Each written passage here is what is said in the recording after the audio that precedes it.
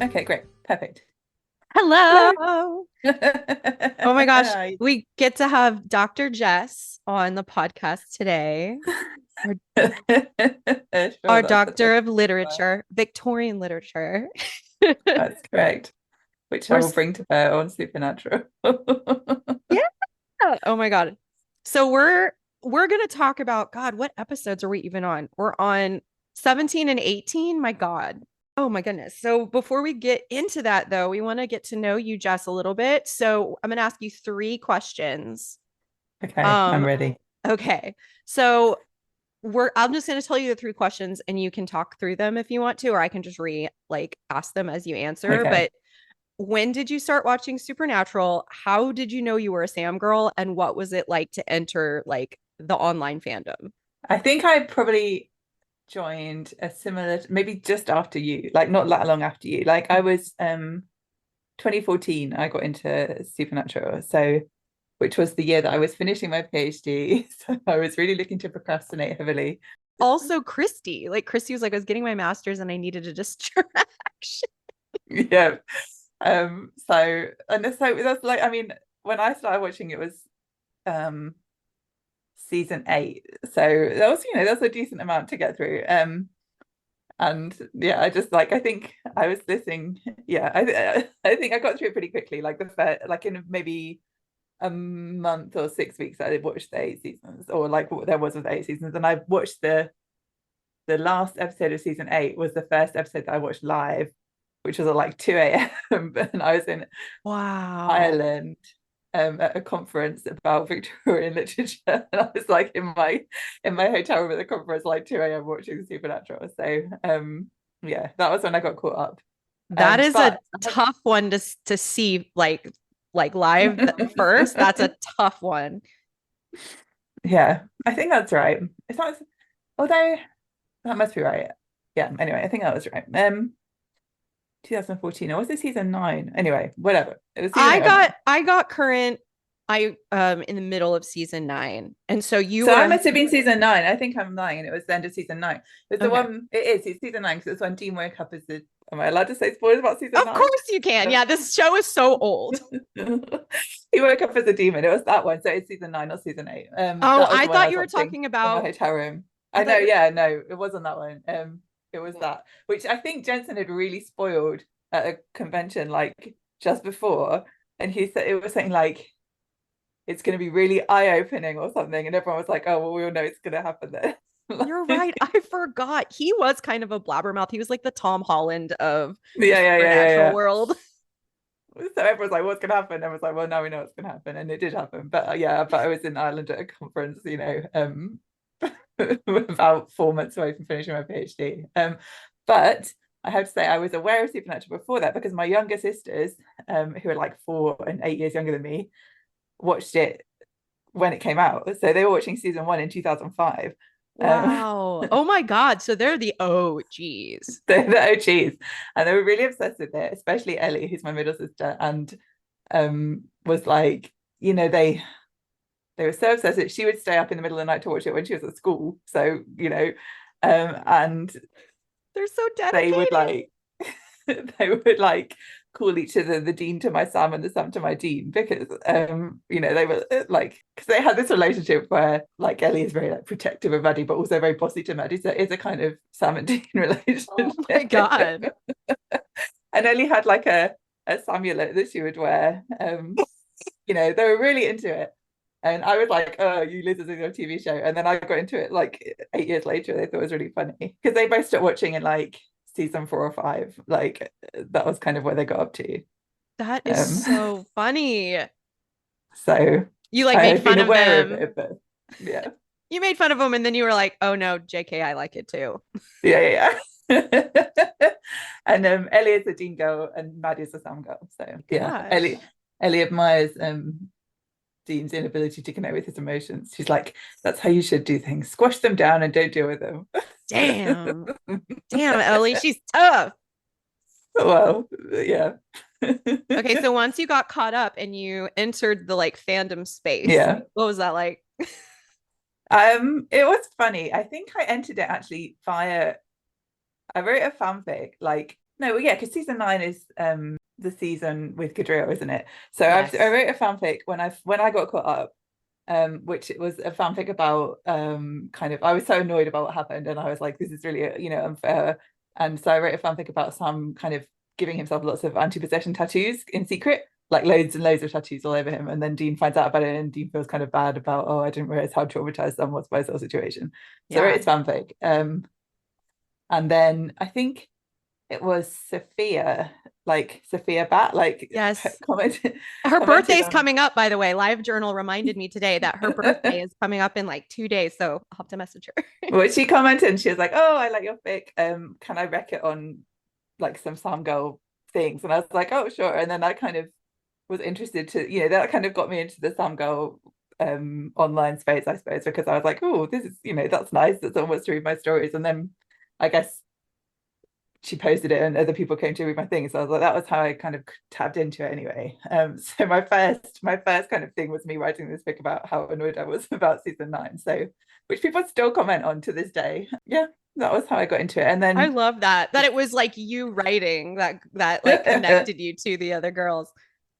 it's literally and it was so fun because I was when you do a PhD, right, you're working for like 4 years and nobody reads apart from your supervisor, if that. And I wrote this thing and I posted it, and then like 100 people read it, and 20 people like it, and you think, oh, someone's read my work. It's so nice. So it's really jolly to get comments and feedback like immediately. So I was like, this is so good. I remember going out to dinner with my dad, and I was like, oh, it's a really fun thing. You can like post fan fiction on the internet, and he was like, all right, jolly. I'm glad you're happy.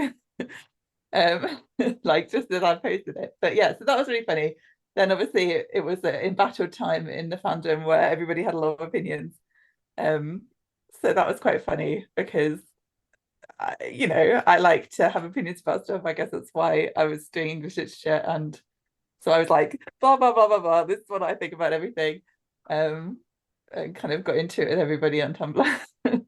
Yeah, you are always so kind though. Like every time, like you're open about your opinions, but you're so kind. Like I was majorly confrontational all the You time. were so Like I was confrontational. always ready to fight people, and you were always like, "It's really interesting. This is what I think." And like your way was better. Your way was much more like it was the way to go. But I was always just red. I was like a hairpin trigger. Well, I also got into making gifts as well, though. That was another procrastination that I was doing. So then I would always be like, well, using the evidence of this, and then like make really long gifts or like making arguments, Yeah, again, exactly. procrastinating. You were still um, stretching those like PhD muscles though. Like you were like, I'm not gonna yell about it. I'm just gonna use the evidence in the yeah, text. And I'm yeah, not kidding. exactly. Like a week ago, there's one of yours that's still going around, and someone reblogged it yesterday, and the tag was, "Wow, this was very respectful." And it was like, it was about like Sam being harsh with Dean, but just telling the truth. And like someone had reblogged it and put new gifts on it and seeing being basically saying like, see Sam's being mean. And you were like, interesting. But actually, and like people love it. People still love it to this day. What, uh, 10 years later? yeah, I have to log on and see. Like, I've been logged on for a while to see. It's funny which ones are still going around, or like, yeah, what things people are still interested in. Yeah, But well, yeah, and now Tumblr has the little like reblog nexus, so you can actually look at where everything has gone. You should do it since yeah. you are like an original content creator. You will have like a lot of cool stuff to look at. I'll have a look. But yeah, so that's how I got into it anyway. We're so glad to have you. And okay, so the episodes we're going to talk about, one is extremely fun, and one made me really mad. That's a good So, contrast. right? So we're gonna have a nice balance. So let's start with Hell House. I'm gonna like summarize it really quickly, Yeah. and then we can just get into it. And we kind of talk in and out of, never in order. So whatever you want to talk about, Okay. this is fine. So in Hell House, that's episode 17. They claim this one is set in Richardson, Texas. Lies. Yes. It is not. So Corey actually works in Richardson ISD. Like as he's trying to like switch over to be a tattoo artist, he's in the middle of his apprenticeship.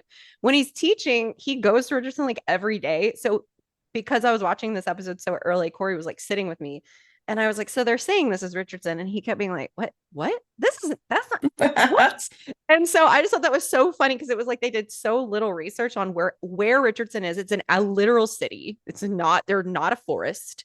Um, and like the police officers were wearing like cowboy hats, and Corey was like, they don't wear cowboy hats. This is a city. Like they thought it was like a small town. Like it was funny. Yeah. Anyways, since I lived literally 20 minutes like south of Richardson, I felt like that was a necessary comment to make. No, definitely. I definitely had that in my notes. It's in Texas exclamation mark. So I think they even put like little cow faces on the front of a motel, like, hey, Texas, we have cows here. And I was like, okay, but not in Richardson, but it's fine.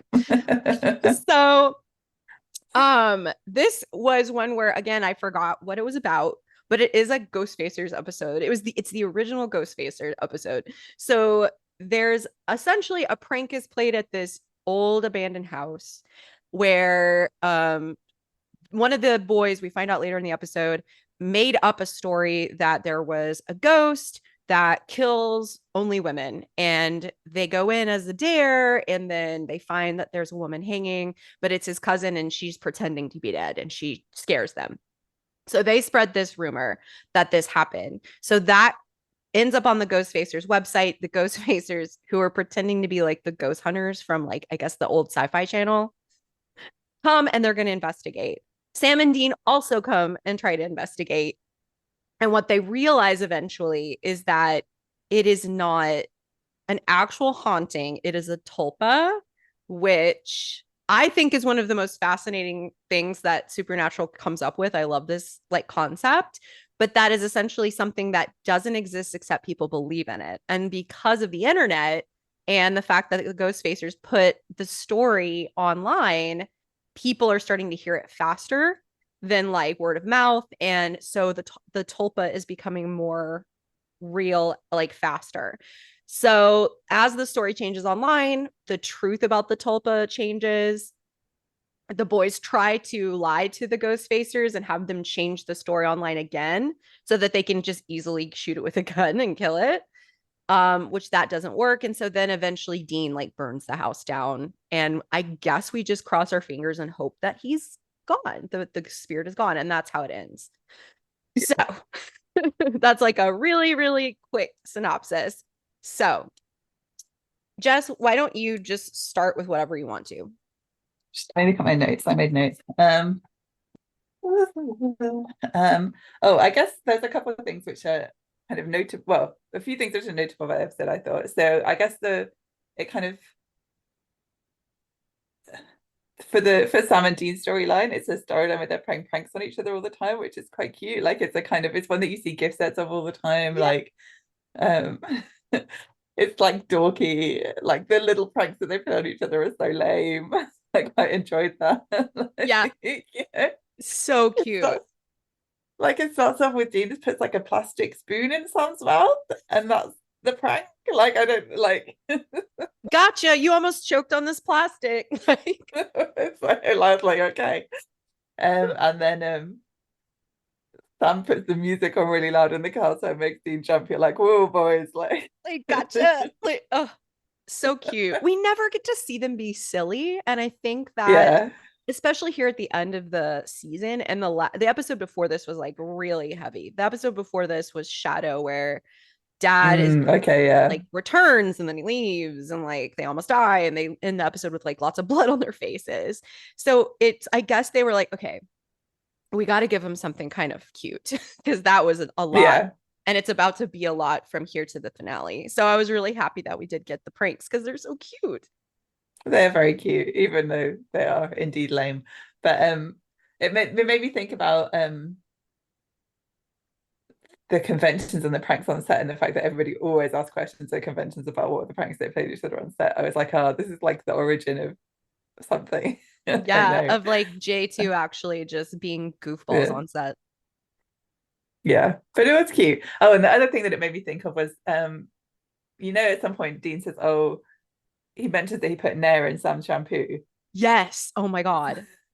and it made me think of the Ask Sam Stuff comics, where Ashley did a really good one about that, where baby Sam gets really, really sad about it, and then Oh Dean my shaves his head or something as well. It's such a cute one. I have to find it. Oh my God. Yes. Um, I forgot about Ask Sam, but while we were on our Tumblr run back in the day, like 10 years ago, there's this incredible artist, Ashley with two E's, and she did a series where it was like if you put an ask in her ask box, she would draw a comic of Sam answering the ask. And then she made a book. I have it on my bookshelf somewhere, and because she drew so many of them that she actually was able to publish and sell them, and it's gorgeous art and it's precious. And I don't think I ever saw that one, the Nair one, so I'm gonna have to find it too because I want I to will see it. find it. I'll send it to you. We can link it in the episode notes or whatever. But it was such a cute one. So because it's like, one of those things where little Dean thinks it's a good prank, and then little Sam is really upset about it because his hair is like a big deal to him. So yeah, He has very good hair, leave it alone. I know. But Well, arguably good hair in season one. I mean, it is good, I suppose. it's like It's like a bowl cut. the beginning of the good. That's the thing, is it's like we're because you can tell they're growing his hair out a little bit, and so it's in like ducktail territory at this point Mm, in the season. yeah. And it's like I don't think they know what to do anymore. Now it looks like a bowl cut, and before it was that flippy thing, but now it's like just weird bangs and Yeah. a flip out at the back. Yeah. It I does don't kind of know. go with his general kind of disheveled and doesn't know how to dress himself, kind of like he's a little, you know what I mean? Like, Yeah. he's cute. But yeah, so the pranks are something which I thought was funny. And then the No. other thing is that the pranks lead us to shirtless Tom because you have that completely gratuitous moment where he comes out of the motel bathroom in like a towel and Yes. like when Jean's putting the itching powder in his underwear. Um, and I kind of had forgot that that was in this episode. And then like about 2 seconds before it happened, I was like, it's Cowboy Towel Sam. And Yes, I put salmon towel, wet hair brush back, salmon towel. And then he does that one thing. And if Jared ever listens to this, my dream is that Jared and Jen will like eventually listen. I'm like, sorry, Jared, we're fans, so we are gonna be a little weird about you sometimes. He does this weird thing with this, like, there's a peck moment. He does it on purpose. He turns and he like does it. flips his little peck, and everyone, I was like, okay. He does it a lot. I've made a gift set of it definitely of different like over the seasons where it happens. Like it's not just then. He does it. It's I like swear to God. And like it's like he looks like a child.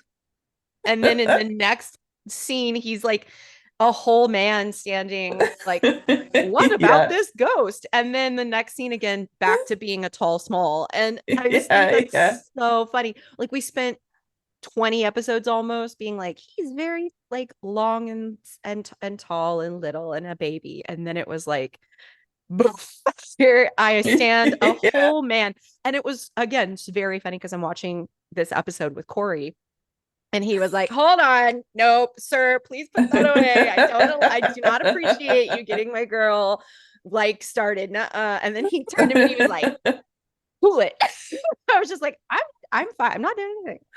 I'm just looking. Yeah, it was so funny. Like I was watching it on Prime and it had like little episode notes that come up and it was like in response to fan demands that the boys wear less clothing, the scene was gratuitously written in. I was like, this sounds made up, but also, maybe it's true. Oh my God, I hope it's true. That's so funny. Because it wasn't really necessary to the plot, let's say. But No. No, maybe Jared was just like, hey guys, everyone thinks I'm a big lanky guy. Can we like prove them that wrong? That they're like more here. I feel like whenever I see interviews of Baby Jared from around that time, he's always like, he really feels like if he gets shirtless, he has to really like buff up for it. So he probably was like working out loads in the run up to that episode because he knew that he had to be shirtless. Like definitely in I've seen him talking about the episode Heart in season 2 where he's also Oh, shirtless, notably. oh And my he talks God. about how he was like in training for the episode because he wanted to look really buff on camera. So I think he probably was like, Now's my like, right, chance. okay. Yeah, it's like I'm really gonna take this seriously and be big. Yes. So yeah. He always seems more up for it than Jensen was. I don't know. Like you don't see Jensen shirtless so often, I don't think. Yeah. Yeah. And I guess we've only seen him shirtless in the season during the Cassie episode. I really don't. Of course, I wouldn't Mm. remember. No shade to Jensen, but I'm really, I'm not into Jensen, so I maybe wouldn't even remember. I do know that he stepped out of a shower at one point with a towel on his head, so it was funny, but I don't remember if we saw much of his chest. I think he just peeked his head around. Mm. But Yeah, yeah, I think that's right. this is definitely the Yeah. most memorable like moment because it's like he's like fully just in a towel. He's literally just standing there to display himself as well. Like, and he says he uses that little peck jump, and it's like, ta-da! A room with him. Like he literally just was like, anyways, here you go, camera. And like goes to grab his phone. I like that because this whole episode feels a little bit like they're scratching at the fourth wall a little bit because they're poking fun at like the Mm. ghost facers and like I don't know. I just felt like that moment was like he could have stood in the kitchen in the bathroom and just called out to Dean like, "Wait, Yeah, what did yeah, you yeah, yeah, yeah. say?" And instead he just barrels in with his like towel on and he's like, "What?" And I just think that's funny. What was like why didn't he have his clothes to change into in the bathroom with him? Like it just things. Because for the narrative, Dean had to be have access to his pants. And Um, also I'm grateful because we got the towel scene. yes, that was a notable moment. I have to say also, I thought it was really funny the next scene where they're kind of talking about the case and Sam is trying to do all the exposition that he has to do where he's like, oh, and then this and this, and I looked this up, but he also has to do it while being really itchy. Which I was like, this is like a real challenge to Jared, where they're like, do your normal scene where you just tell us like historical facts about the ghost, but also you have to be really itchy. Yes, I Like, thought that was I never even thought about that and how that was like probably hard to act, but you're right. Like good job. yeah, good job. Because I think in general, I always think that in season one, you can tell that Jared is like a little baby, and his acting is sometimes you're like, come on, like he's so earnest when he's earnest, and he's so like. But I was like, that was a good moment, Jared. That You was did a really that good was job. yeah, that was a challenge. So in the next scene, he goes back to being a tiny baby child in tiny baby child clothing and his bowl cut. Yeah, And he's yeah. nailing the Tulpa like lore. Like it explains everything that they were confused about before, like why the rock salt didn't work, et cetera, et cetera. And so they decide to just like tailor make the end of the hunt, whatever whatever weapon they have in the back of the Impala, Yeah, which I think is very so smart, very funny. smart. It's so funny. Love that. I mean, they could literally have been like, it will evaporate when it sees a guy in a slightly dubious shirt, and then it would have been even better. But it was He didn't good. even like if a guy named Dean snaps at it, he goes away. Yeah, yeah, yeah. It made it even easier. But no, I thought that was smart. I liked as well this episode all the stuff about kind of on the internet because it's always funny when TV shows try and talk about the internet. Um, you know, like at the beginning when Sam's like, "Oh, I was surfing paranormal websites," and he's like a bit embarrassed that he was surfing paranormal websites, and Dean's like, "Oh, you loser," and you're like, "Okay, That's our main way of finding information now. yeah." Or they're like even their little phones that they have always make me laugh in the first season, like their little flip phones that they're taking pictures with, and you're like, this is about 4 pixels wide, this picture that you're taking. Yeah, Dean even takes a picture of Sam at the beginning with the plastic spoon in his Yeah, mouth with that dumb little flip I phone know. thing. And you're like, how many pictures can you save on your phone, dude? Probably about 10 pictures. So are you going to save that as one of your 10 That pictures? is one of his masterpieces, I'm sure. So yeah, I like the internet culture bit, and I thought I guess it's kind of linked to that, but I was thinking about the ghost faces and that they reminded me of those Buffy, in Buffy with those loser boys that are in Yeah. whichever season it is. And then I was thinking that they made a Buffy reference, and I was like, oh, okay, this is very deliberate. Like they said, oh, what would Buffy do? Yes. Yes. And at one point he goes, "Oh my lord," and the other one goes, "Of the rings." And I was like, "Hey, that doesn't mean they're dorks. That means they're very cool." I missed that. That's good.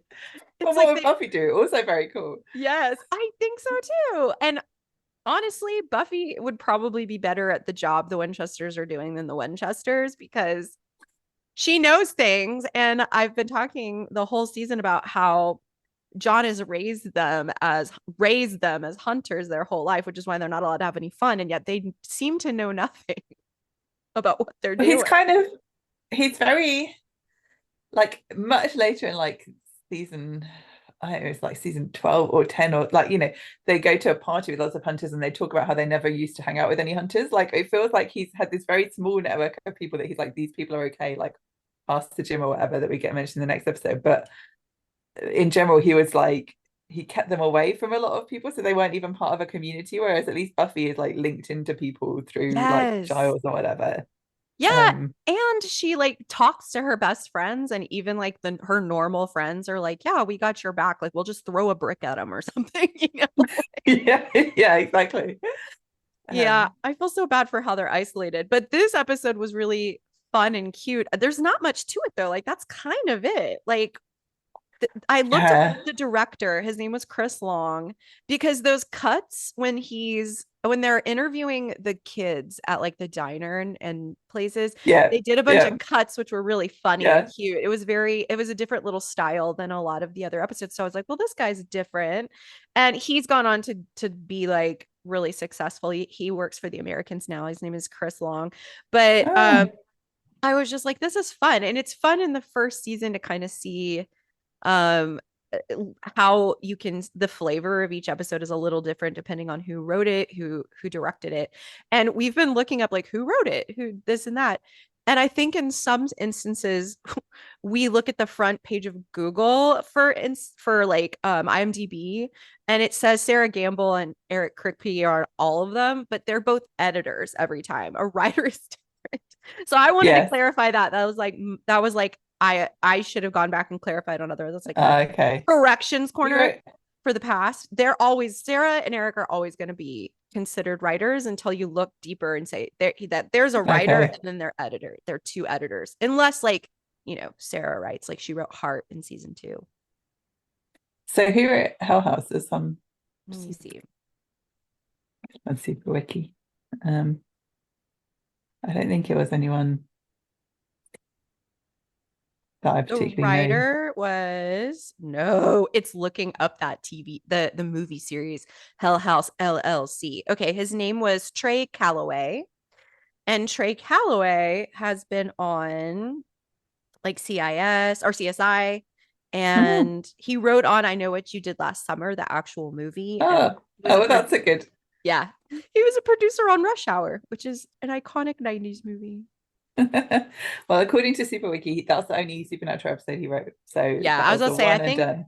I think he kind of came in and then left it. To me, that seemed, because I've never seen that kind of style again either. Yeah, So but I thought it was cute. I love it. And it had a good kind of scary cold open, which is what you're looking for in a season one Supernatural. Yeah. Like, with the kids at the house and It's a um very cool, scary house. Like if you're gonna find an abandoned yeah. house, like that's the jackpot. It's very scary.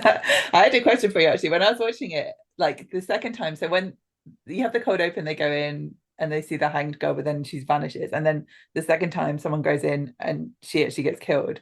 And they say to her before she goes in, she has a dare. She either has to go in and get a jar out of the creepy cellar, or she has to like kiss this like obnoxious man. And I was thinking, Yes. Audrey, what would you do? Would you kiss the Oh, obnoxious man, or would you get the creepy jar out of the I creepy would cellar? get that. I would be like, I'm not friends with y'all anymore. Y'all are trying to sexually like coerce me. Absolutely not. But he has this self own. It's so funny because I think when the girl goes in, there's the friend and the boy are still there, and she leans over and she goes, "Would you have ever taken that dare?" And he goes, "Absolutely not." And I was like, the fact that she chose the house, the dare over kissing you shows very much how much she does not want to kiss you. Like Yeah, self burn. yeah, big self fan. I know, right? It's he doesn't. There's a whole thing as well in the first bit as well where he keeps trying to kind of come on to like. There's a whole thing where there's like always little loser boys basically in this episode, which is always Yeah. funny. Oh my Um, God. I wrote about that too. I was like, why is this cute little blonde girl hanging out with all these awful, gross boys? None are even cute. I said, I don't see any. I think like one of them says, I don't see anything scary in here. Do you? And I said, yes, a group of white frat boys in the woods with a lone girl terrifies me. True But story. I know that's not what they were asking, but that's what I was freaked out about. I was like, girl, get new friends. These guys are rude and they're not even cute enough to put up with their bullshit. I know that sounds shallow, but like, if you're No, gonna be agree. around boys that treat you bad, then you need to at least choose hot boys or just go to therapy and choose like nicer people to be around.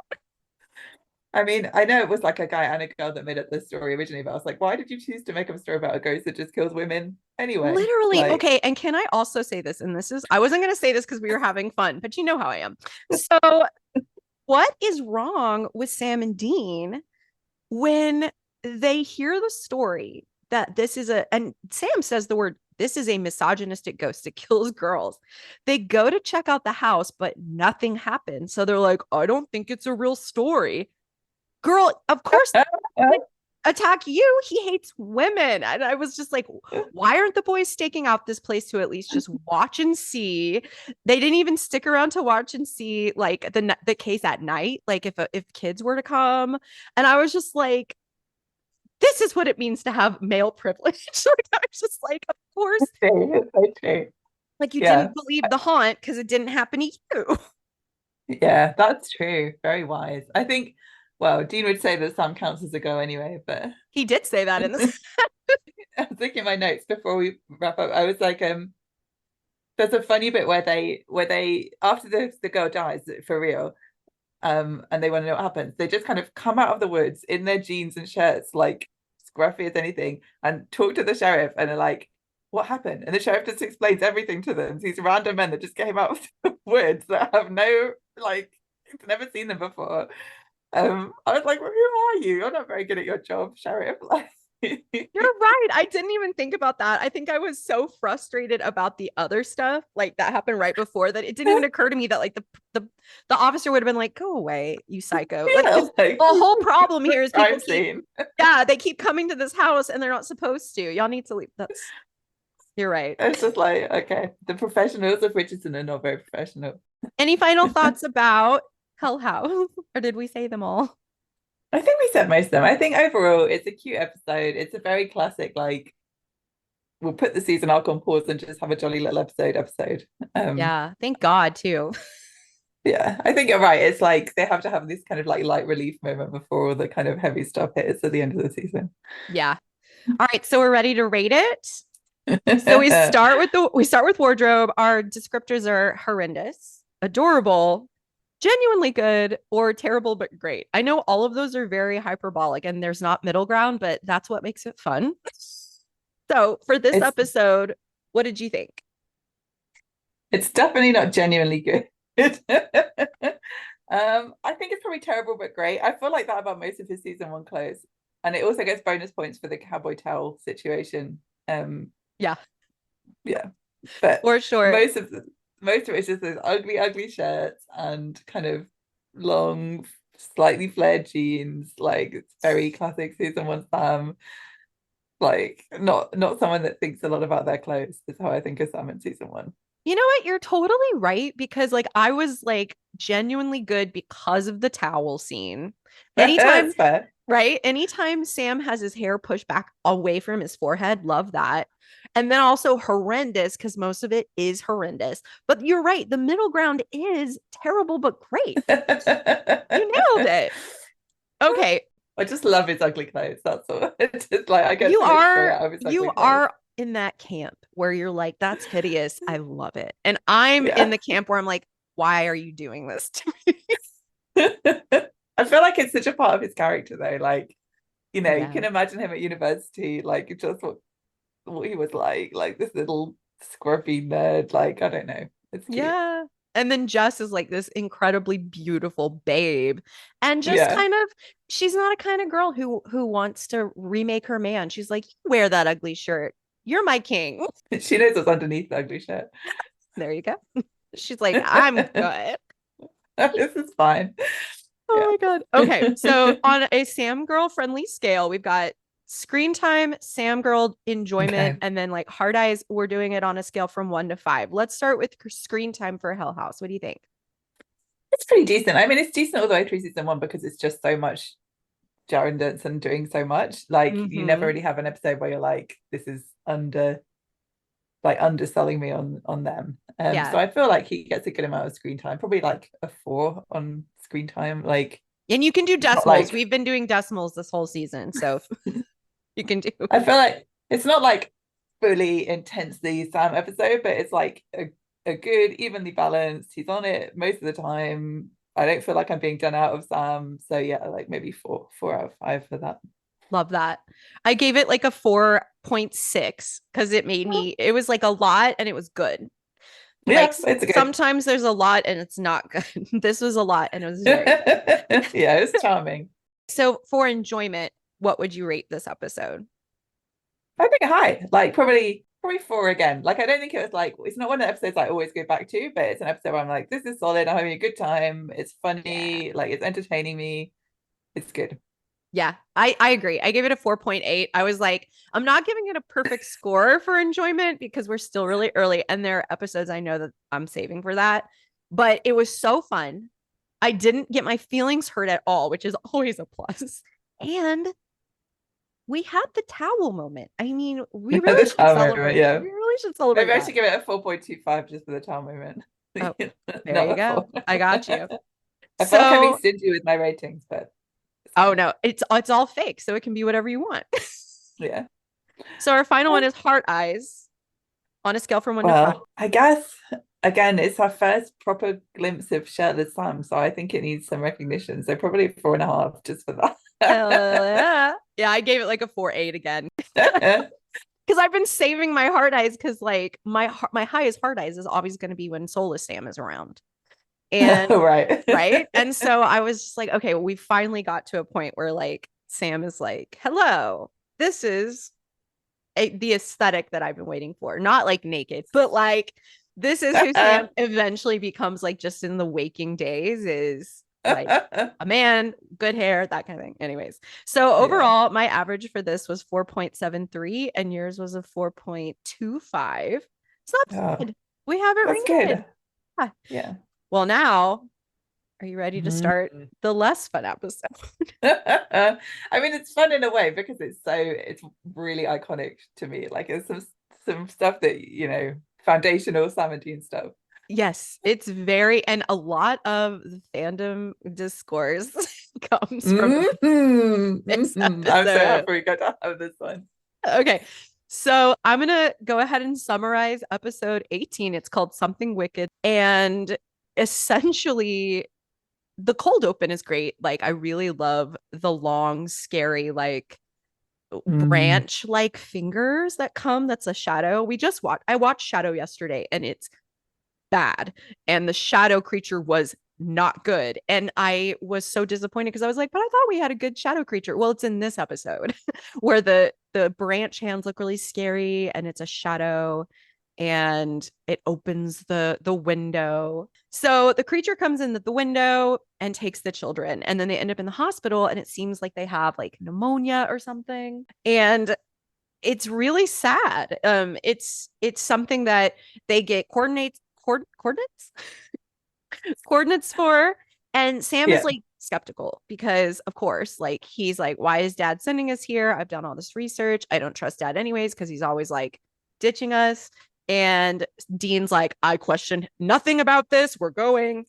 Of course, what we don't realize is that Dean remembers, has this like flashback about the case that we're gonna learn about. So they get there. Sam very intuitively notices that though school should be out and there should be children everywhere, there are no children anywhere. So they start looking into like what the hell is going on with the kids. And it turns out all the kids are getting what they think is like a contagion, like a little like pandemic in the town where it's pneumonia, but it nothing that works for pneumonia actually heals it and then they end up passing away. And so they meet this kid at a motel. His name is Mikey, I think, or Michael. He has really early 2000s hair, but it's very pretty and brushed. And Dean connects to this kid. And so we have this flashback to a scene where it's revealed that John goes on a hunt. He leaves Dean in charge. I swear to God, Dean can't be any older than like 9 or 10. Like, has to Maybe. be like 9 or 10.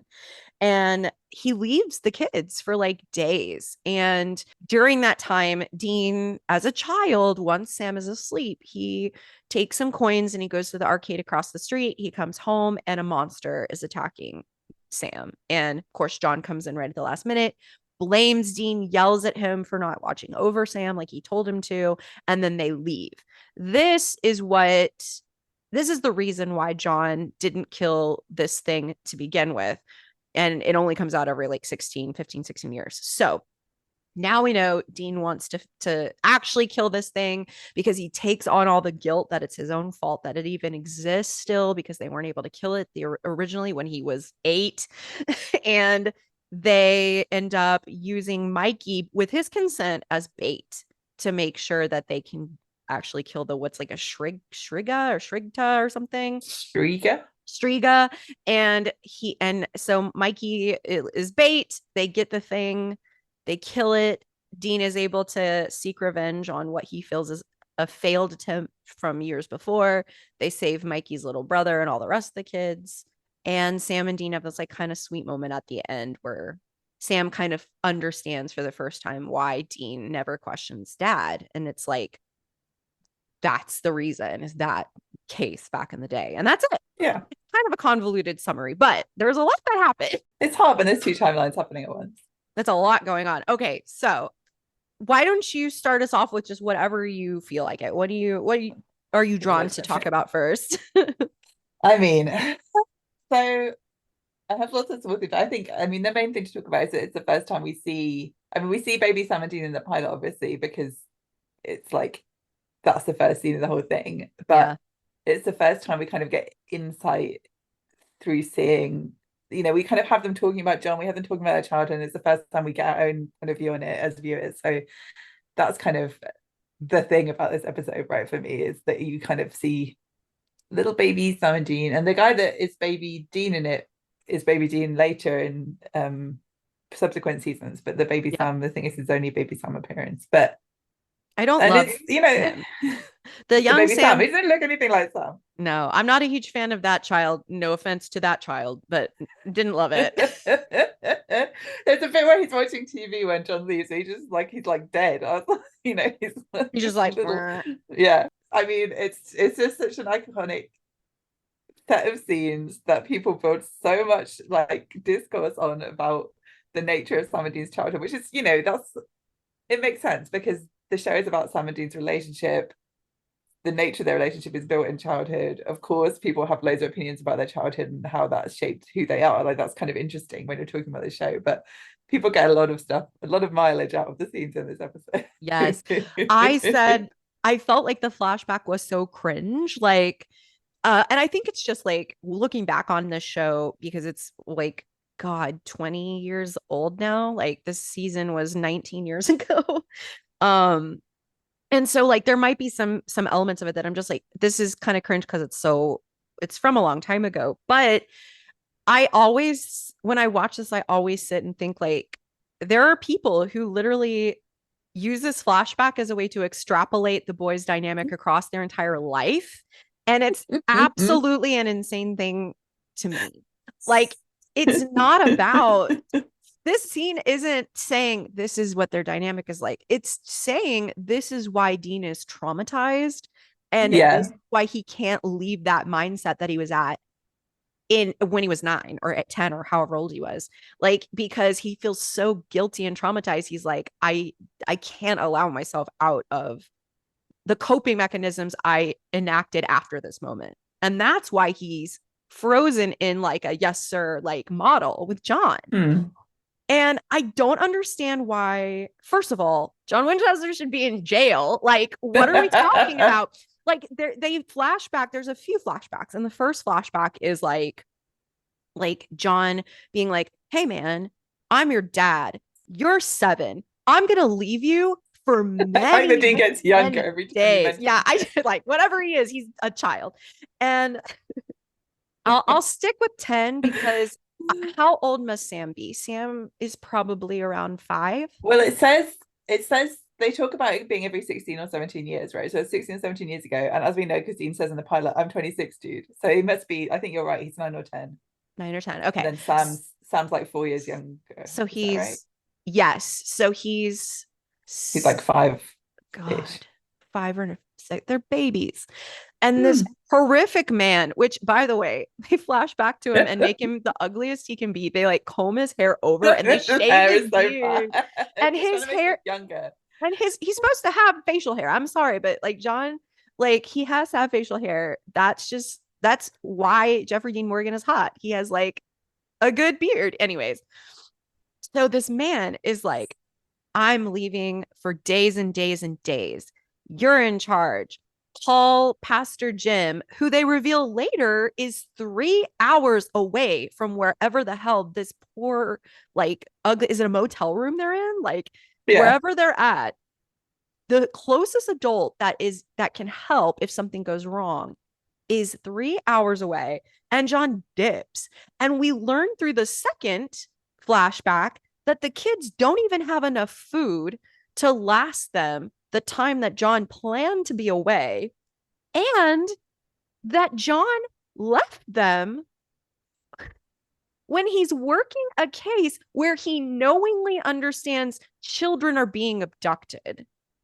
Then we also learn that he rushes them 3 hours away to drop them with Pastor Jim, a man who could have been babysitting them this whole time, and then runs back to try to like kill the monster. And somehow that's Dean's fault. Dean's like, yeah, by the time Dad got back, it was too late. Like he had to drive 6 hours there and back. And I'm like, your dad could have dropped you with Pastor Jim. You guys could have had, I don't know, 3 meals a day with an adult who was standing by and hanging out with you. And that would have freed John up to go after this crazy monster without having to worry about Sam possibly getting a Dementor's kiss. Like, I don't know what we're doing. Like, he's not only the worst father, a dipshit of a fucking hunter, but he's just an idiot across the board. John is terrible. Jail. There is a kind of there's a case to be made, right, that he's purposefully, that Sam and Dean are bait, right? You could make that argument that 100%. That he's doing it, because he kind of bursts in just at the crucial moment, and you think, well, is he staking it out? Like, you could, if you were, it's maybe an uncharitable interpretation, but you could argue that he's like, there's a reason that he brings the kids to the hunt actually, and he doesn't draw them with him. The alternative, I think you're certainly onto something, because like there are only 2 ways to read it, and it's that way, or the alternative is he's the dumbest fucking person ever lived. Period. There's no other way to read this situation. And the fact that like Dean, like, let's get into the SpaghettiOs of it all. That, because people will literally write like meta on Tumblr and be like, remember that one time that Dean wanted Lucky Charms, but then like he made SpaghettiOs for Sam, and then Sam wanted Lucky Charms, and so they had to, like, Dean had to go without food, and he gave the Lucky Charms to his little brother. And I'm like, he didn't. Okay, he's a child. This is why he did it, because he's a child. And it's John's fault that he left these poor boys with 0 food. Okay. But he throws perfect good SpaghettiOs in the trash because Sam is sick of SpaghettiOs, which, by the way, it's their right to be sick of the only can of food that John left them too, right? And that's why it's so crazy to me, like, for people to like look at this moment in this show and then like use it forever as like a gotcha. Like, see, Sam as a 5-year-old sure was selfish. Dean as a 10-year-old, not resourceful, threw the food away. Like, I'm just like, y'all, come on. This is not, it's not an example of the boys and who they are and what they are. It's an example of the failure of their father. And that is what the show is about, essentially. I agree. But I think it's just, there's so much to say about SpaghettiOs discourse, because like, people literally, I've literally seen it argued that Dean is shorter than Sam because he was like malnourished as a child. And you're like, just 6'1". The man is 6'1". Like, it's not malnourished. Jensen would be so angry if he heard that theory. He's like, a tall man. He's shorter than like the tallest man ever, but it's not.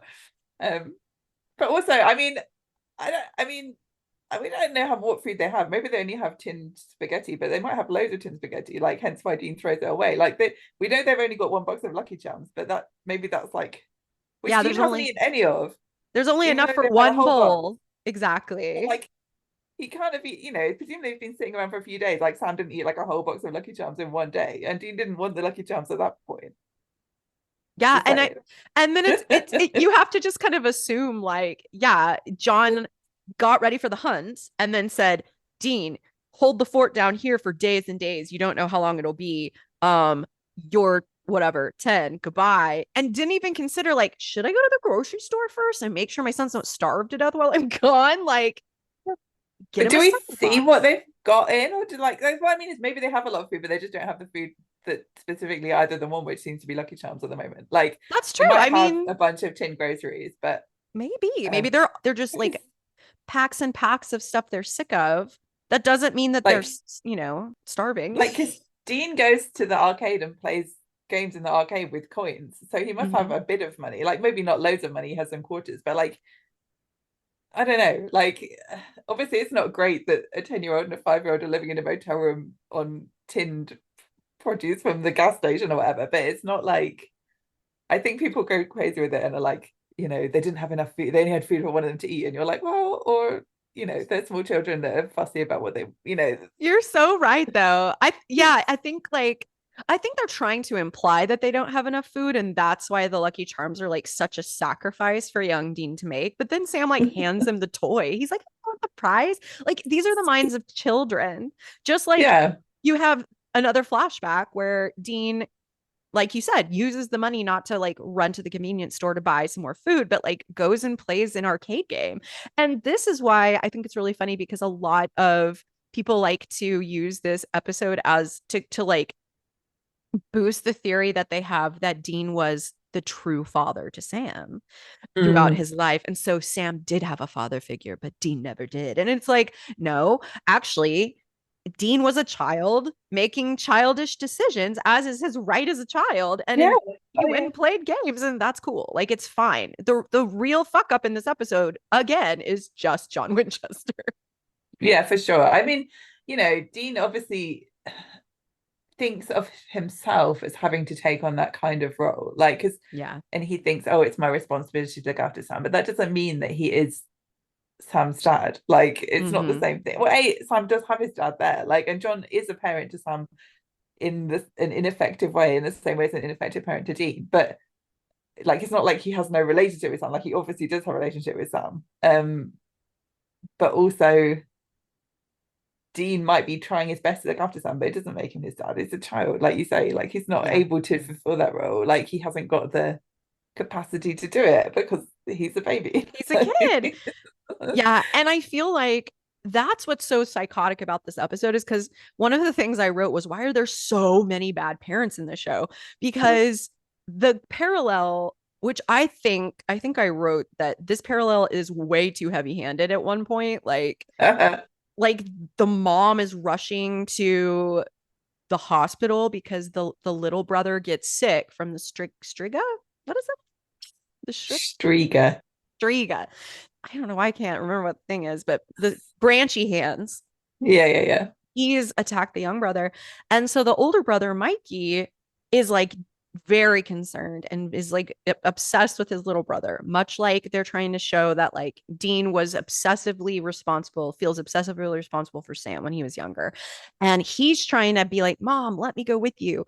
And she's so mean to him. She's like, No, you have to stay here and run the motel alone. Girl, you don't have one adult friend you can call and be like, my poor son is dying in the hospital. Can you come run my motel so I can bring my other young son with me? Jail. She does have to put the no vacancy sign on. Well, But yeah. you know what? That is like the love of John Winchester. If you really look at it, that is a parallel. That's about as much as he does too. It's funny as well because then she gets back and he's just hanging out with Sam and Dean. And she's like, oh yeah, it's fine that he's just hanging out with these two random men that rocked up to stay one of their Right? We don't know these guys. They could be creeps. Oh my God. Which I also thought in the bit, like, at the beginning when Sam is like looking at the playground, he's like, there's only one child in this playground, something's off. And then Dean goes in with his big leather jacket on, sits down next to this woman in the playground, who's like the only woman there with her kid, and is like, where are the kids? And she's not like, who are you? Go away. She's like, oh, it's really sad, all the children are in the hospital dying. And he's like, oh, okay. Like, if you try to do that nowadays, you'd be like on next door, like creepy man at the playground. So Like, true. Watch out for these two giant men looking for children. trying to human traffic me and my daughter. Like, Literally. Oh my God, you're so right. It would be all over TikTok. That is so funny. No, I think that's why they always have to give like Sam and Dean these moments of like, look into my puppy eyes. Like, yeah. can't you tell that I'm telling the truth? Like, they have to have that like really earnest moment because otherwise it would be like really terrifying to be approached by men over 6'1" at minimum. Even though they were malnourished. Um, no, I mean, she Dean does give her a lift to the hospital, so maybe she's like, "Oh, this is a good guy." After he gives her a lift to the hospital, it's fine that my son is hanging out with these two random men at the motel. But I did think it was kind of funny. Never would happen nowadays. Totally. No, don't think so. Do you think that the writing of these parents in the show, because I've thought about this a lot, because every time I scream about John Winchester, I'm like, what is wrong with these people? Do you think it reflects like some of the treatment that like the writers had in their childhood? Like, is this just how it was for them? And they're like, but you know, they loved me. Like, I don't understand. I feel like, I mean, what Eric Kripke I think is trying to do with the show is like it's like a particular kind of social class and a particular kind of masculinity and a particular kind of area of America that he's kind of, so I think it is a bit of tough love, kind of military parenting, kind of, Like maybe that's part of worldview. it. Yeah. And also, not having money, so you have to go to work and then maybe your kids get left at home younger than ideally you would leave your kids at home alone or whatever. But Yeah. obviously it's taken to the extreme because you usually don't leave your kids for 3 days, Well, to look and after then each other. But John is mean when he gets back. He's like, "What did I oh tell yeah. you? I told you not to be a human being, just a robot that watches Sam." It's like, come Yeah. on. Like, you could at least be like, "Damn, I really shouldn't have left y'all. Sorry, love you." Like, no. I know. He's not very good at admitting when he's made mistakes though, John, right? Like he gets afraid and he gets angry. I Ugh. think well, especially because like you say, he knew it's a case that the children are like especially vulnerable, which I wonder if like because people always he says to Dean, do this, do this, do this, and watch out for Sammy, and that's the most important thing. And you think, well, is that thing he always says, or is it saying that he's like, I'm particularly conscious that Sam is very vulnerable because this is a creature that attracts children and goes for the youngest up in the family. So if it gets anyone, I don't know, it's quite interesting. But It could be either um, way, knowing what the yeah, monster's pattern is. So that's true. but he doesn't say to Dean anything like that. He's not like, watch out, keep the window closed. There's a creepy window man that might come in. Like, A creepy little creepy window man. Well, and that's another thing, though. The family constantly hides important information from each other that is yeah, for sure. really important for their safety. Specifically, this happens to Sam a lot, but like John has kept so much from them their entire life about their mother, about that night and what it means, about the monster that they're actually going after. And I feel like this would have been good information for them to have because it is directly related to their own safety. Like if John Yeah, really was using them as bait, he might have been able, he should have probably said, by the way, Dean, like don't tell your brother because it might be scary for him, but this creature does this. That would have kept a child like Dean from maybe risking going to the arcade because you would be like, oh, but dad said this thing does that. I should stick around just in case. yeah. Like I don't know. It doesn't make sense to me why there's just not more upfront, except that we need to be kept in the dark as the audience, I guess. I feel like he kind of sets him up to fail. I don't know. I think because you can see because then Dean obviously figures out what's going on quite early in the episode, and he doesn't tell Sam. He's like, "Oh, we've been here before," but he's not like, "And this happened," Which obviously you're right. Partly that's kind of how the narrative has to work, but it's also like Dean is embarrassed about it. He feels like he fucked up. Like he's has this whole story that he's telling himself about it, and then he doesn't tell Sam. So there's always kind of weird emotions and secret keeping, which always, and I think it comes from John, right, mostly. And Yes. I always wonder about when in their childhood he starts to suspect there's something going on with Sam, and then how much that plays into the Where it's secrets that like, he keeps from them. yeah, And like yeah, keep your eye on him, but I'm not going to tell you why. And when I finally do, we're not going to tell Sam. And yeah. I did think the boys having that kind of heart to heart, like Sam kept being like, what is your deal, dude? Why are you being, because Dean was very Mm. clippy and short with Sam and was very like, we're doing this. And finally, Sam was just like, you've been hiding something from the get-go. Like, talk to me, man. Like, what's going on? Like, it was really sweet.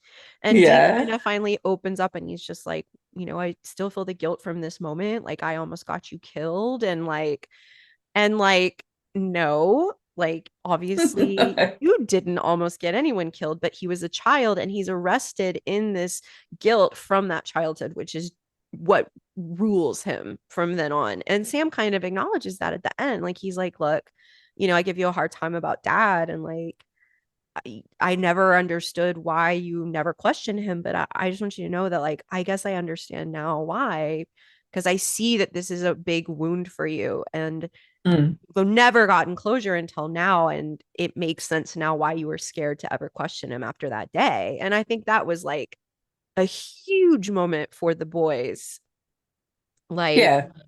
I told you not to leave the room, and it's like for days, like, but at the same time, because he did a very natural thing as a child to want to like leave the house for a second, it resulted in this. And so that also to me speaks to, why does Dean also feel like no fun, only duty? Is like, well, when I tried to have fun as a kid, Sam almost died. Yeah. I think it makes total sense. And I think you're right. It's a nice moment. Sounds very sweet. He says like, yeah, I've given you a lot of crap for following Dad's orders, but I know why you do it. I thought it was interesting as well because one of the things that anti-Sam people like to say is that Sam doesn't understand what Dean does for him, or that he's not grateful for what Dean does for him. And one of the things that I always notice is that Sam is often apologizes to Dean for things that have happened, which, and in this, I don't think it's unreasonable. Like, he's not apologizing for the fact that Dean had to look after him. He's saying, oh, I didn't understand about why you Yeah. and Dad's relationship is like it is, and now I understand a bit He's more. But acknowledging. Yeah. yeah, but Yeah. this happens a lot, and I think Sam's quite good at articulating what he's apologizing for and what's the situation. He could like, and so yeah, I was like, oh yeah, this is the early example of this thing, which actually you see quite a lot through the season. One of the things which annoys me is that it gets into later seasons is that he has to repeatedly have the same revelation about about the fact that Dean had all this stuff on his shoulders. But in this first instance, is good. Yeah, I agree. And I think a key moment in when Dean's telling the story is he saying, he looked at me different from that moment and I don't blame Mm. him. And it like not only changed the way, like, it changed how Dean felt about himself. Like his value went down that day because he Mm. disappointed his father.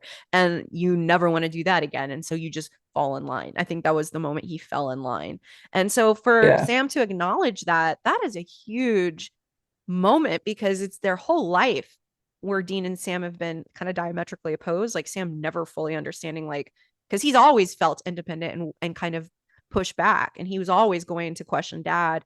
And he could never understand why Dean didn't. And now he like literally finally does. And it's because of they're finally being honest about their childhood and things that happened to yeah. them. Well, and it kind of sets up nicely for the end of the season where they Mm-hmm. see John again and they start to kind of renegotiate their relationship with him a bit, both of them. Yeah. That's kind of it's a good setup for that. There were some funny things in it. Like, there's some good comic moments, like the bikini inspector badge moment. That's like a Oh key my classic. God. So cute. The CDC suits were silly. Like, I liked that it's different from when they're the FBI. FBI is Yeah. dark black, black tie, but CDC, maybe it's tweed with a red tie, maybe it's navy, The but like, tweed. I love the tweed. There's something about how they like look when they're in those suits. Like, I was thinking about how Sam walks. It's like he's a hanger and all his stuff is like hanging off his shoulders. Do you know what I mean? He has this kind of shouldery walk that he has, yeah. and they both kind of do it at the same time, going through the hospital. Like, they don't look like CDC people at all. Um, but I No, guess the only person they're really interacting with is the doctor. So he's maybe not, you know. he is the monster. Maybe he doesn't know how old you have to be to work for the CDC. I don't. that Oh, they look was like but that was children. stupid bikini inspector badge. And then the other thing that's really funny is when Dean's like, um, I saw a sinister old lady in the hospital, and Sam's like, oh no, an old person in a hospital. Better And call it the Coast Guard. and it turns out she's just a blind old woman, and they like terrorize her for no reason. When she's sleeping with her peepers open. Um, One thing that I noticed is when they went to go through the house of the young girl from the cold open, they Mm. parked right in front of the house that they're breaking into. Like they literally parked the Impala in front of the house that they're breaking into. Their enormous conspicuous car. What? They're so They're silly for that. babies. They're still babies. But yeah, they're also cute stuff. And also we should shout out that the purple dog shirt gets another appearance Yes, in this episode. Two appearances. yeah, he just kept throwing it back on. So that's gonna bump up some ratings. Yeah, it really does. The purple dog shirt returning is like a triumph for us. Yeah, it's a win. It's always a guaranteed win. The other thing, I thought it was kind of interesting. This plays into the main stuff that we talked about, but when they have this initial thing where Dean's like, we're going to have to use Michael as bait, and then Sam's like, absolutely not, we can't use the child as bait, and they have this kind of conflict about it, which they often are having similar conflicts, I think, this season, and sometimes they're on different side. They don't always on the same side of it, but it was a good, meaty kind of moral conversation to have that argument about, I suppose. Like, do you have the kid do it to save his brother? And they ask him, and Dean is really cute with him, and he's like, you don't have to do it if you don't want to, and I'm not going to be angry with you. But also, like, you're like, as soon as you tell the kid that, you are putting a pressure on him to do it. Like, you can't Yeah. not. Well, and I get it because like it's one of those like, do we do it this one time to make sure that we save all the kids that are supposed, because that was one of Dean's big regrets too, is that he blames himself for Sam almost being hurt, but also for the monster getting away. And Yeah, therefore all of the kids in town who are dying now are his fault as yeah, well. So he's like, well, if I use this one kid one time, that will end and I can set this right. And I think it's really important to note that Sam is the one arguing in favor of the kid's consent. Like he's basically like, yeah, can't do this to him. And so Dean's like, okay, well, we'll ask him. And of course, because yeah, Mikey is the Dean avatar for that story, he comes back and he's like, okay, well, it saved my brother, then let's do it. And he has yeah, that sweet moment where he asks Dean, like, would you do anything for your little brother? And Sam's like standing behind him. And Dean says, like, heck yeah, I would. And like Sam's like, oh, like yeah. It's cute. It's cute. yeah. But I thought, yeah, there's something. I guess that's interesting because you're right. It's because I was going to say often Sam is the means to an end person. He's like, okay, we have to do whatever tough thing it is if it gets the right result. And Dean's a person that's like gets squeamish about stuff, but Sam is arguing for the consent this time, so maybe that's the Yeah. difference. But yeah, I just thought it was interesting. There's also like when you the thing which I wrote in my notes was that where is it? Oh yeah.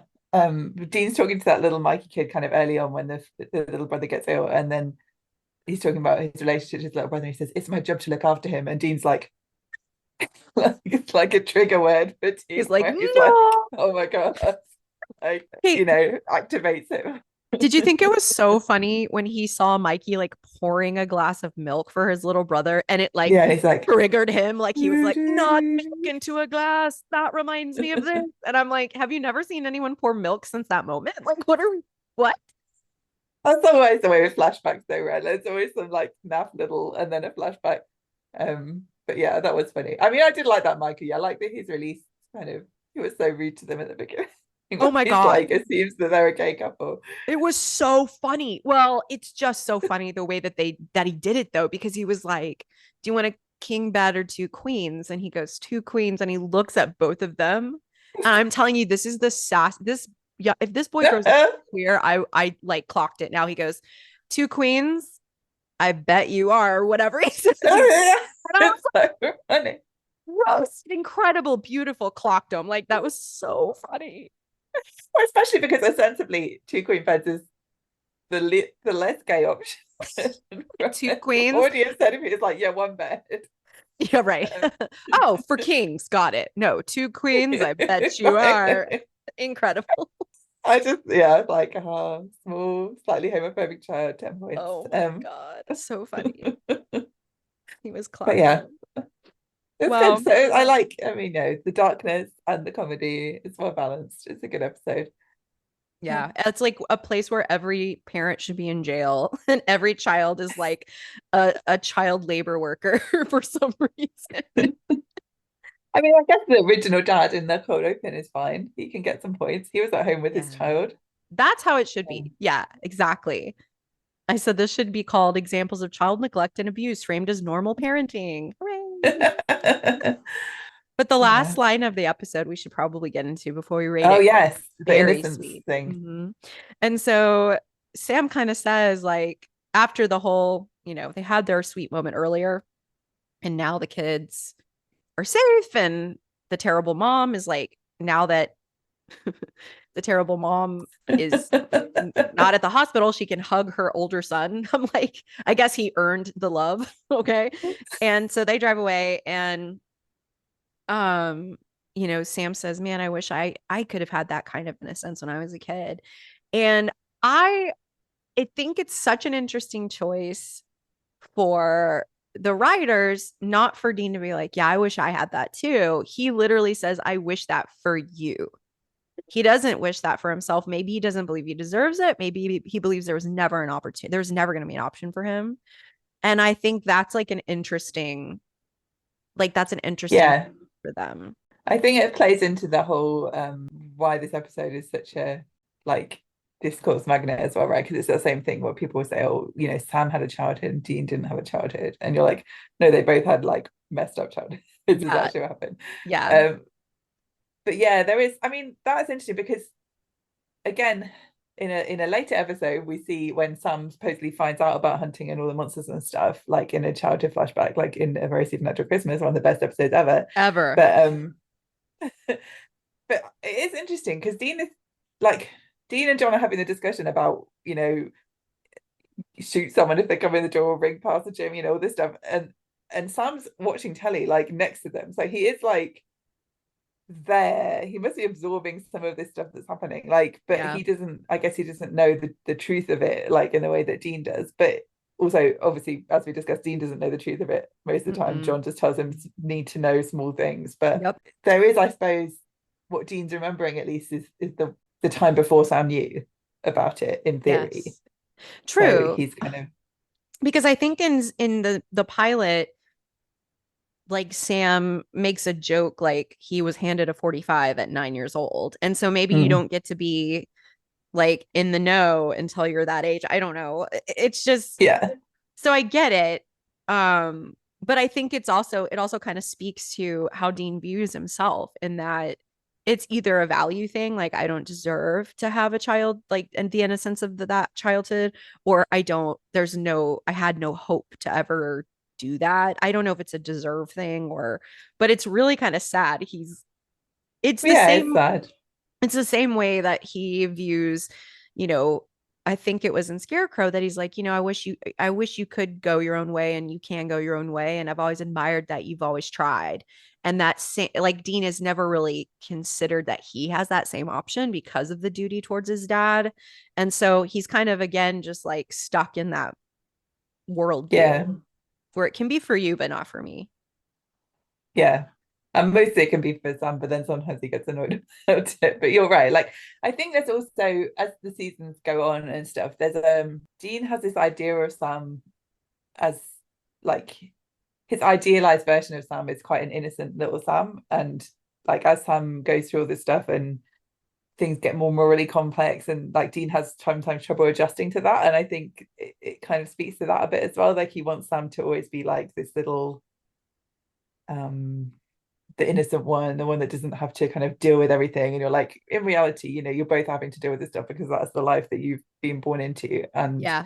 The little brother. yeah, but I think he kind of, yeah, he probably does wish that Sam had that innocence, but it's not possible for that to happen and for them to have an equal relationship, which I don't know. Right. Yeah. If he stays the little brother and Dean is the one who protects him, then there's a power, there's like a dynamic.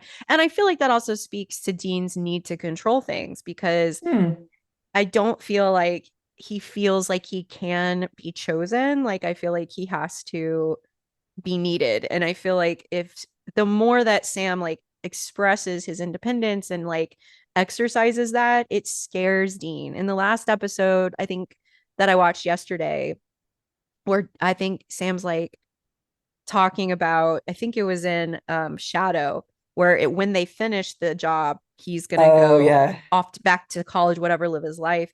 That really terrifies Dean because Yes. he's reminded that he is not needed, but that Sam is in a position where he would need to choose to be around Dean, and he's afraid he won't be chosen. And I think when he keeps Sam in that little brother like pocket, he can relax that part of his fear because he's needed, as a protector or as a big brother. Yeah.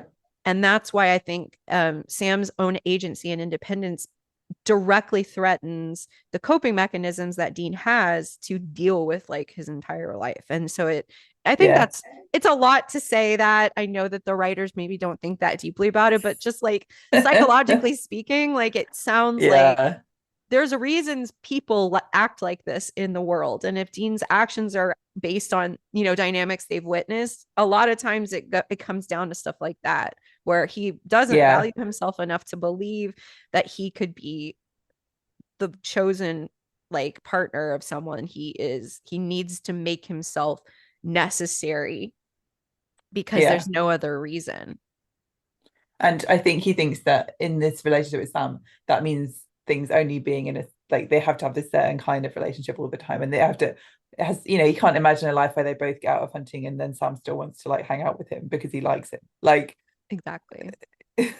he's like, we have to be doing this job in the car with Yep. each other all the time. That is Or or it doesn't that's count. how we relate to each other. Yeah. Exactly.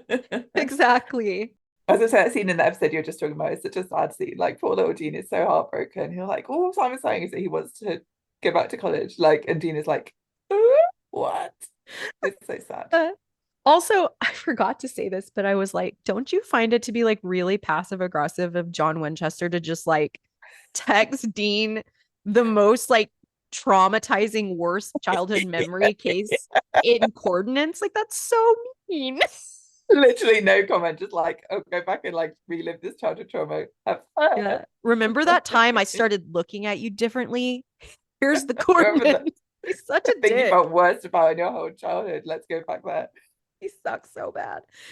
All right, So brutal. let's rate this Okay. episode. So we're gonna start again with wardrobe. Out of Mm. horrendous, adorable, genuinely good, or terrible but great, what do you think? I mean, it has got the purple dog shirt in it, and which obviously is genuinely good. Yeah, I mean, it's iconic. And it has the tweed suits, which, well, I mean, like I say, I always want to just say terrible but great for all Sam fashion in the early seasons, but I guess it's somewhere between genuinely good and terrible but great because the purple dog shirt bumps it up a bit. Yes, I'm with you because I think it's terrible but great. I'm with you so much because Sam's hair is still, I don't know what they're doing with Sam's hair, but I don't love Yeah. it. And so I think when he's being CDC, he really brushes it forward to try and look something like. it doesn't work. He still looks like a child. Yeah, the hair is, yeah, it's really going to its bowl cut era. I think I'm gonna go terrible but great with you Yeah, I think that's because fair. That's I fair. also think that the purple dog shirt, while we love it because we're like, what the hell is it? Like it's just a greyhound on a purple shirt for no reason. Also, a very good R. Sam Stuff comic about the purple dog shirt, famously, which we should link people to, if we're going to link those comics because it's so Yes. cute. It's about how baby Sam got the purple dog shirt. It's adorable. Yeah, I it's think the it was a question that you origin. asked. I think so Yeah, too. Is like, what was the origin of the purple dog shirt? Like, what the hell? And it's the yeah, cutest little comic where she basically is like, he saw it once as a kid and inexplicably liked it, and it was like, you know what? That does make sense. That would yeah. be Like the reason. he bought it like, and it was like an adult size, and he's like 5 years old, and he's like, "This is the best shirt ever." And he Um, keeps wearing it on into his adult.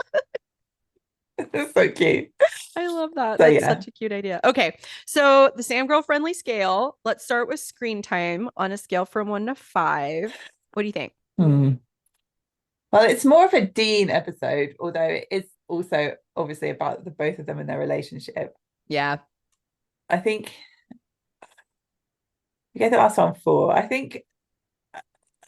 I guess it's more focused on their relationship, so maybe does that bump it up? But I would maybe like 4.25. Like it's about them a lot, which I like, but it's Mhm. not I'd still say it's more about Dean than it is about Sam. Yeah. I gave it like a 3.2. He's like there and it's fine. It's more than average. I don't love every time that he's there because it's not my favorite type of screen time, but he's like there He does have to do a lot of standing and looking emotional in the background in as the Dean background. says, like he looks sympathetic about Dean having a hard time. Like there's a lot of that. Yeah. Maybe I've put it right down to a 4 actually. Put mine as Okay. a 4, I think. Cool. Like because some of the screen time is also that baby Sam that we don't love. Yeah. And it's not is Colin is the one, right? Yeah. That's It's not he's in. our official baby Sam yet. So Yeah, again, no like no shade to this baby. He's not my baby Sam. literally a little baby. Not my baby Have good Sam. little dimples, but Yeah, yeah. he isn't Colin. Okay. So enjoyment, what did you think? I think, well, it's like a dark episode, but I also find it enjoyable because it's one of the ones that you can get lots of good meta out of and like fanfic out of. Yeah. So, and it was scary. So that's all very good. So I think that maybe like 4.6. I think it's enjoyable. Yeah.